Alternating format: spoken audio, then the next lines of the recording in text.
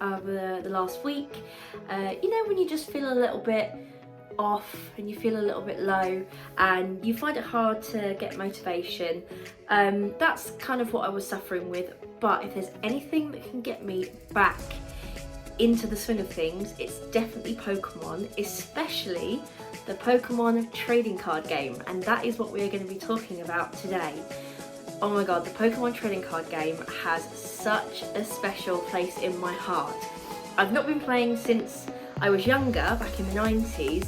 I think I did try to play, but you know when you always did those rules with your brother or your sister or your cousins or your friends, where you just kind of made things up. Well, today we're going to talk about all the real rules and what you can do and stuff like that, but it's all going to be to do with the trading card game. So let's jump in. Here is my first ever card deck that I played. It was Dusknoir and Trevenant GX. So since then, Ghost Pokemon have always sort of held a little flame in my heart because it was amazing, and each card had something called a GX power, which was here. A little bit similar to like we have now with the V-Star powers. But don't worry, if you have no idea what I'm talking about, I will do a breakdown of what everything means. But this was one of the first decks I ever played. I will say that now in 2024, I know how to build decks. Let's just say back when I started, I found cards that I liked and I put them in my deck. Now that can work, that can be a very, very good thing to do. Find your favourite Pokemon, find a Pokemon that you think looks really cool, and you make a deck out of it, and that can work, but it needs to have synergy, and we will get onto that in just a moment. So when building a deck, I would say, like I've just said, one of the first things to do is choose a Pokemon that you really like. Choose a Pokemon that you've played in the video games, and it might not necessarily be your favourite, but it's one that got you to the championship and you think, yeah, I'm going to choose that Pokemon. So let's say, for instance, for me, I really liked the Psychic Pokemon, so that's why I chose that one, but I'm going to talk more about the deck that I have now. So I picked the popular Pokemon for many people.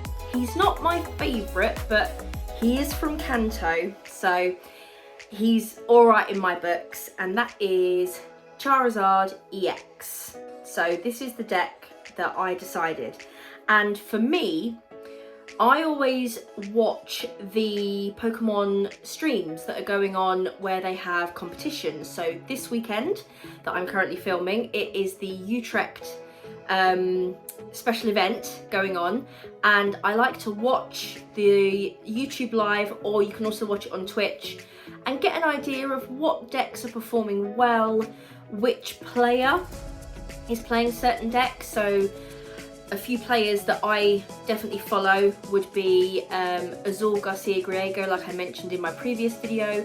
He is from California and he's played a lot of decks that gave me inspiration, like the deck I played at the London Open at Worlds 2022 at the London XL. It was the Arceus Flying Pikachu, and I decided to take inspiration from Azul's list and use most of his cards to play the deck that I played, and I had a good run. I had played 7 matches, I won 3 of them and lost 4 of them, but for my first ever official tournament, I was very happy with that score at the end. I also look at players like Tord Reklev. If you don't know who Tord is, he is one of, if not the best player in the Pokemon Trading Card Game. He has won all 4 international championships. So every year they have 4 championships in Latin America, North America, Oceania and Europe. So in April it will be EUIC, like we touched on in the last video, the European International Championships, and lots of people from all over the world will come to try and get points for the World Championships that are taking place in Hawaii, or prizes are including such as many booster packs, there are cash prizes, but also obviously people like myself go to have fun and be with the community. But Towards won all 4. He got to the final of Worlds in Japan in 2023. Unfortunately, he lost 2-1 to Vance Kelly, but congratulations to Vance because he did an amazing job with new VMAX, which is going to be leaving us very shortly, and I will explain why. So going back to the deck, so I decided to do Charizard. So what I would do is I will use the website limitlesstcg.com, and it's a fantastic website where you can go on there and it gives you the rundown of a lot of decks that are doing well at the moment, or just decks that you would like to build. You can type in a Pokemon and it will give you what decks they're in. You can also search by a player. So for me, if I really wanted to see what Azul or Tord is playing at the moment, I could go on there and I could type in their name. But it also gives a rundown of every single tournament, their sort of most big finishes. A lot of the American and European ones show all the finishes. Ones in sort of like the Asian countries like Japan and everything, they only show maybe top 16, top 8. And you can go on there and you can say, oh, what deck has been doing well over the last few tournaments, and then you can get an idea of what you would like to do. And they give you a breakdown of what Pokemon are in the deck, what trainers are in the deck, and how many energies are in the deck, including any special energies that need to be in there. And you can either build the 60 and play with that, or you can take the deck and make your own variation. So Tord this weekend at Utrecht has played what he's called Tord's Charizard EX box, because he's got in there Charizard, he's got Pidgeot, he's got Urshifu, he's got Inteleon, he's got Mawile, he's got Bidoof. He's put everything in there and it works. I've seen the deck on stream and it was phenomenal, but the reason I think he's done that is because a lot of the cards that he was using in his deck are going to go out of rotation, and don't worry, I will touch on rotation in just a bit. But you can go on to limitlesstcg.com and build decks. Of course, there are other websites that you can use. One that I know maybe a lot of you might know is Pokémon Card IO. I like to use Limitless just because it gives you written as well as visual pictures of the 60, and I have been using that website for quite a while just to give inspiration. Or I will watch YouTubers such as Joshua Zapdos TCG, who does lovely breakdown of decks videos. I will also watch Omnipoke, which is Joe Bernard. They do lovely breakdown videos, and they will put up the 60 and I will take a screenshot and I will do what feels right for me. And I don't like to be a pure carbon copy, but people have done that before and it has worked. I do like to be able to say this is inspired by so and so, but I have put my little spin on it as well. But honestly, give limitlesstcg.com a look and you will find so much information on there about decks. Going back to that word I used earlier, synergy. Now, synergy is where things work together. So where they can work very well to give you a good end result. An example I like to use is Gardenia's Vigor, and I'll put the card on the screen here, and it says draw 2 cards, and if you draw any cards in this way, attach 2 grass energy to one of your bench Pokemon. Now, this card would not work if you are not using it in a grass deck. Sounds very simple to some, but to others it's always good to know that you need to read the card very well to know what it does.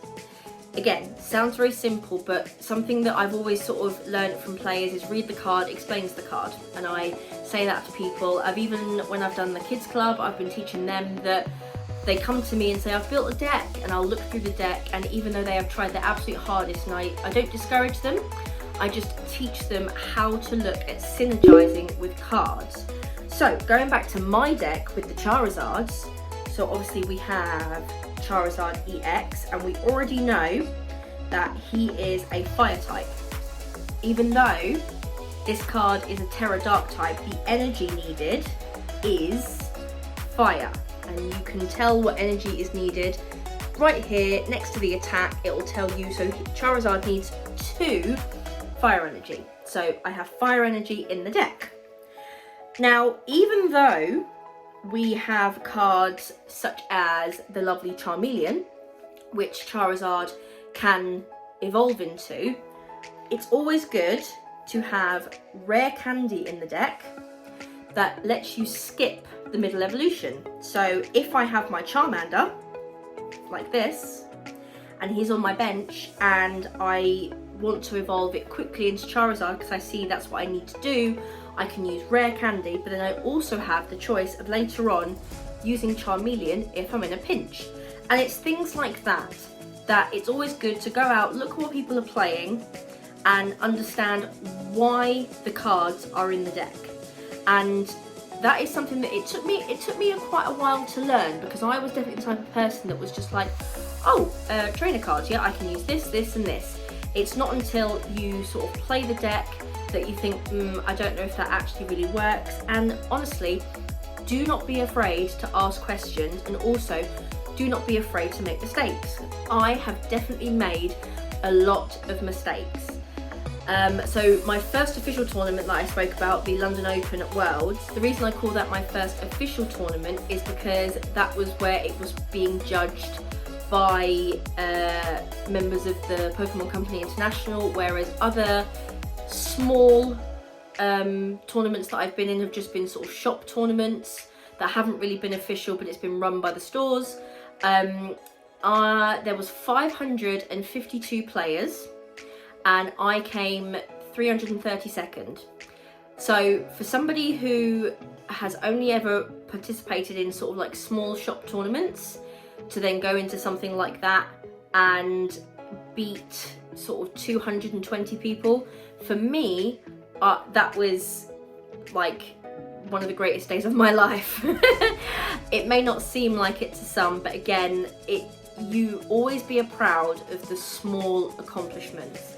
You need to take it on the chin, and that's why I always try and teach the young ones that I have taught, as well as also teaching adults and explaining to them that it really doesn't matter, because with Pokemon, you learn by doing, and the more that you practice, the more that you do, the better you will become. Trust me, because I am 4 years in, and I would say in the last year and a half, I've really got to grips with Pokemon and the trading card game and the actual sort of way to play and bits and pieces. And we're going to talk about some of that in this video. In a standard Pokemon TCG deck, it consists of 60 cards. You are allowed to have as many energy cards as you like, as many basic energy cards as you like, and the basic energy cards look like this, the ones with the type logo on, so you can have as many of those as you like. You are only allowed 1 Radiant Pokemon in your deck, so if you have Radiant Charizard, you can't have Radiant Greninja, vice versa, so you pick 1 Radiant if it's applicable for your deck. And then every other card you are allowed to have 4 of. So depending on what you need for your deck and the synergy that we spoke about, that's when you look and you see, right, I need 4 of this one, I only need 2 of this one, maybe this is just a one of, and that's where you go through and you pick what you need of each type.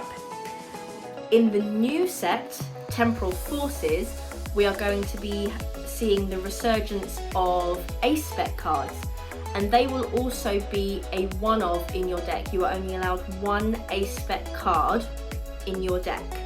But don't worry, I will touch on a rotation video at a different time. So once you have your 60 cards, you are ready to start playing the Pokemon Trading Card Game.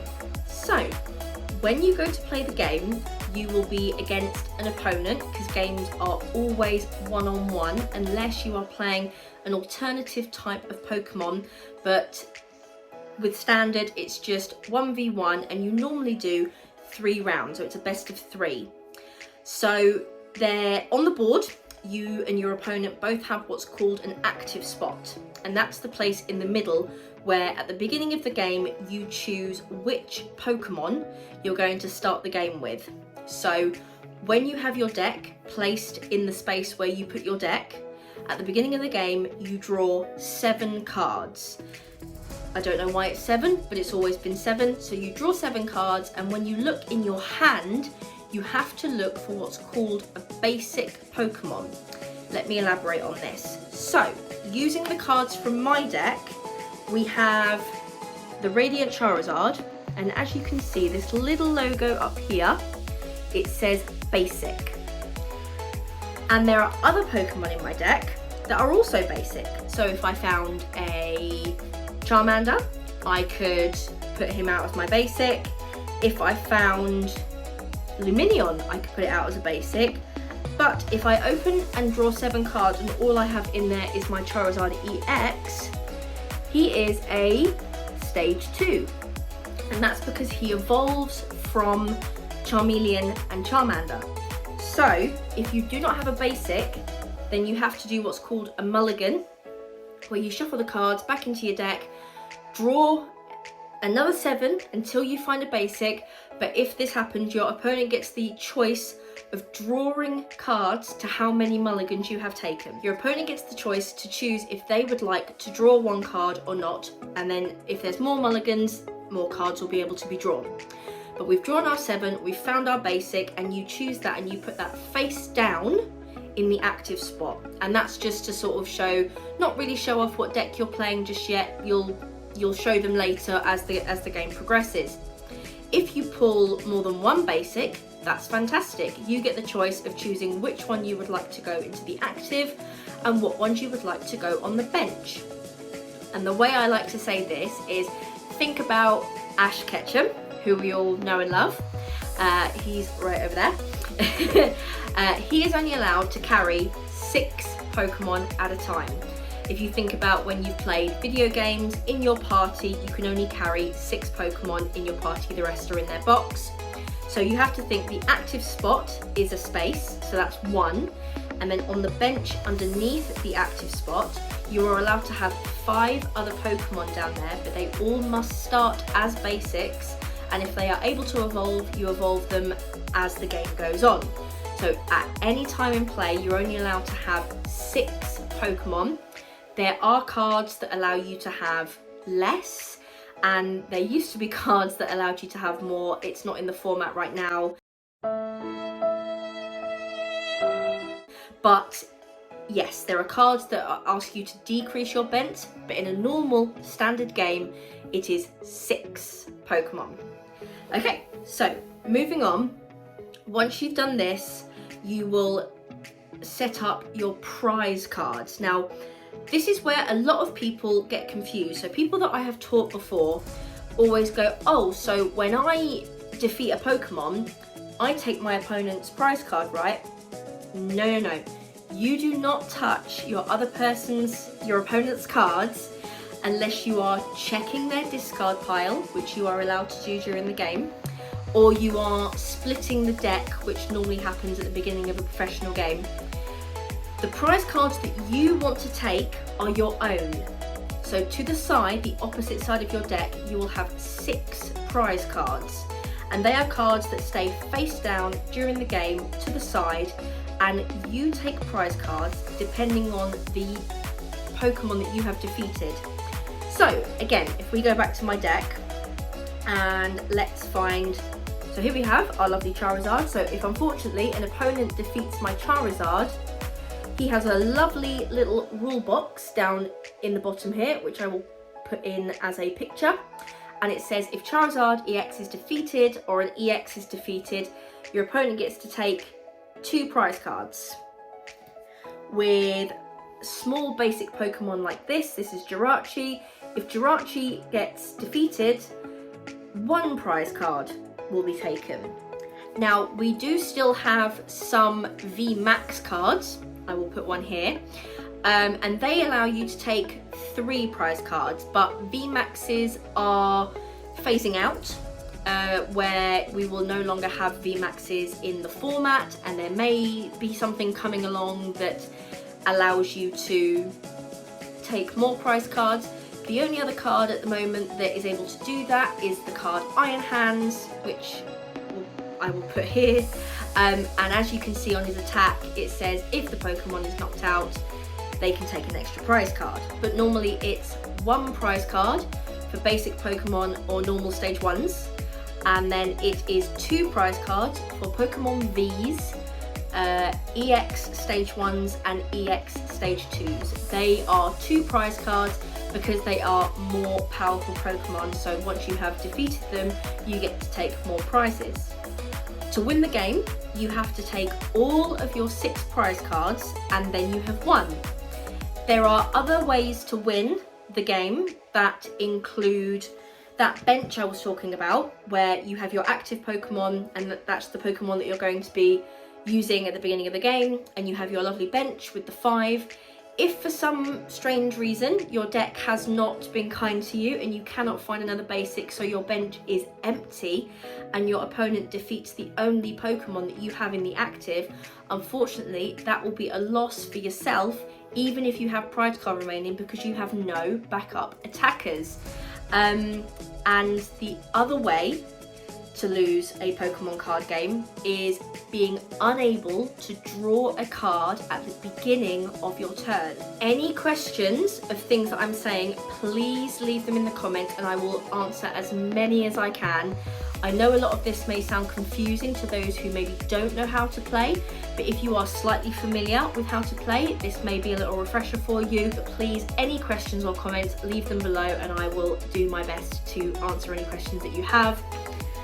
I hope that makes sense, because once your bench and your active is all set up and you've got your prize cards, you are ready to go. So we've built our deck, we've set up the board, and now we're going to run through what you can do during your turn. So if you're going first, you are able to draw a card, attach an energy, play an item card, play a tool card, play a stadium card, and use abilities where applicable. You are not allowed to use any supporter cards or attack your opponent on your first turn. Now there are certain cards that say you can do things on your first turn that are considered an attack, but it may not have an actual damage value. So if we take Raichu V for example, it does have a attack on its card that costs a colourless energy for you to do something about energy distribution, but as you can see it does not have a damage output that is going to be done to your opponent. So it's always good to read the cards to see what they do, and if you're going first, what strategy you would like to use in not being able to attack and being able to set up your board in another way. If you go second, you are allowed to draw a card, attach an energy, use an item, tool, stadium or supporter card, use abilities where applicable, but both of you on your first turn, so turn 1 of the game, so even if you go second, because it's your first turn, no evolving of different Pokemon can take place. Now evolving is where you place, going with the Charizard line, so if you have a Charmander, you can evolve it to Charmeleon and then again to Charizard, but this must take rotations to do so. There are cards, like we said, like Rare Candy, that can help you evolve straight from Charmander to Charizard, taking out Charmeleon in the middle. And there are also other cards in the format now with things like TM Evolution that allows you to attach 1 energy to any Pokemon, use the attack evolution and find 2 Pokemon on your bench and evolve it to the next stage.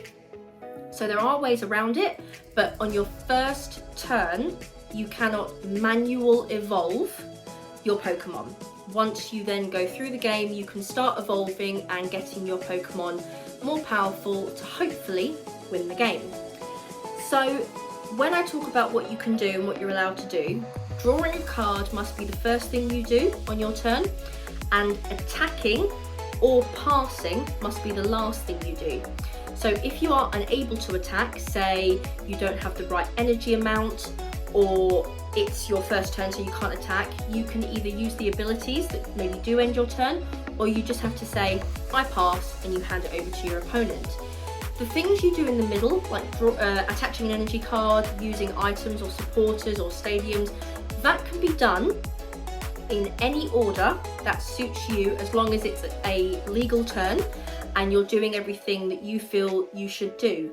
But drawing a card always goes first, attacking or passing goes last. That middle section is completely up to you and how the synergy works within your deck. There's that word again. So I hope that does help you guys know how to build a deck, how to set up the board, and how to play during your turn. But as I said before, it all really does matter what's in your deck. What deck have you built? Thank you for watching this video, guys. I really hope that that helped anyone out. I am definitely up for any questions that you have. You can comment them here on my YouTube video, or you can go to my Instagram at PixelmonCenterLady and DM me. I'm more than happy to answer any questions when it comes to the trading card game. This was just a very small deck building sort of video to help anyone that is struggling to get that start, get going when it comes to the trading card game. I will do that video, like I said, about the rotation, which may make more sense when it comes to building decks. But if you do have bulk at home and you really want to give it a go, I would suggest looking at your cards, looking at the cards that have the symbol at the bottom for F, G and H, and building something and seeing if it works. Send me your lists. I'll look through the lists, and if you think, oh, I just want to ask somebody if this looks okay, I'm more than happy to take a look. I think that would be awesome. So for anyone looking to start their journey, I really hope this was helpful. Anyone that's already on their journey, I hope this reaffirmed some bits and pieces, and that you guys build decks to play in tournaments, play at competitions like EUIC, or just playing on TCG Live. I'll see you in the next video. Not too sure when that will be. I'm doing a bit of a loose schedule, but I promise you will be seeing more from me. Once again, I'm Pix, and this is my happy place. We'll see you next time.